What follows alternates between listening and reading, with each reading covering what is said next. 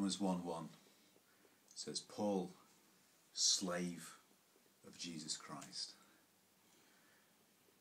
doulos Jesu Christou, to Jesu Christou. Isn't that wonderful? Slave of Christ. That's the first letter in the New Testament ascribed to Paul, and that's his designation. Now, don't forget all the other things that we can say about the character of a Christian. But this is an important statement of Christian discipleship, surely. An important designation of your assignment. It's not a full picture of your identity, but it's a picture of your assignment to be a slave. Are you comfortable with that? Paul called to be a slave. So I just want to think just for a minute about what that means and what it meant for Paul. Servanthood. It meant things in terms of his time, things in terms of his resources, his money, and things in terms of his ambition and his plans. And of course, you know what I'm going to say, don't you? If you're a slave, your time is not your own. You are at someone else's beck and call. From morning to night, your time is not your own. You cannot set aside part of your time and say, that bit is for me. And I don't know if you sort of saying, well, Sunday belongs to the Lord, but the rest of the time I do as I like. My time is in his hands. I have a master. I used to work at a cheese factory, which was a very important and formative part of my life for some years, at the cheese factory. And as I went in the morning, I would take my little card from one side of the wall, punch it in the time clock, and put it in the other side.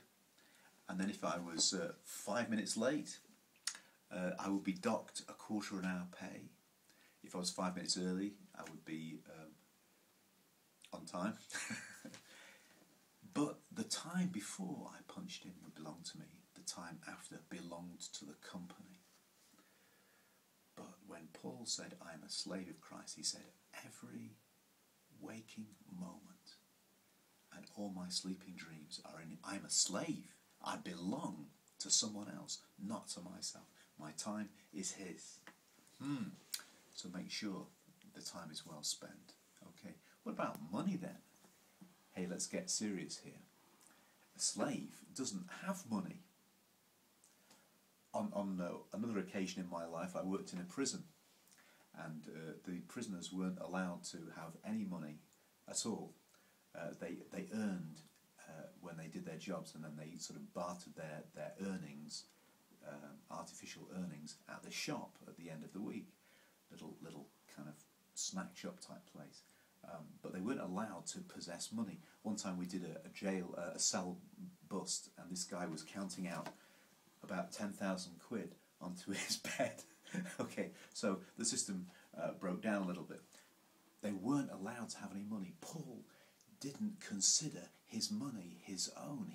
We know he worked. He worked really, really hard at tent making or leather craft and doing different things with the leather work.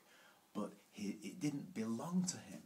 So he was a steward of what came to him. He used it. He used his resources for the Lord. But he was a slave. The slaves had no rights to have their own money. So that means that this really fat and capacious wallet in my pocket here does not actually, which is stuffed with bus tickets, as you can see, actually doesn't belong to me. Because I'm a slave of Christ. So my money, my resources are in his hands. And my resources, my opportunities, my ambition. You know that song where it says, Jesus, all for Jesus. All of my ambitions, hopes and plans. That means, as James said, we can't make plans that this year will be in this city and this next year will be in another city. Our times are in his hand, my money's in his hand, my resources are in his hands. How can I make plans for myself when I'm a slave? Now, as I said a minute ago, This isn't a total picture of your identity as a Christian. You are a royal son of God. You are a child of the Most High.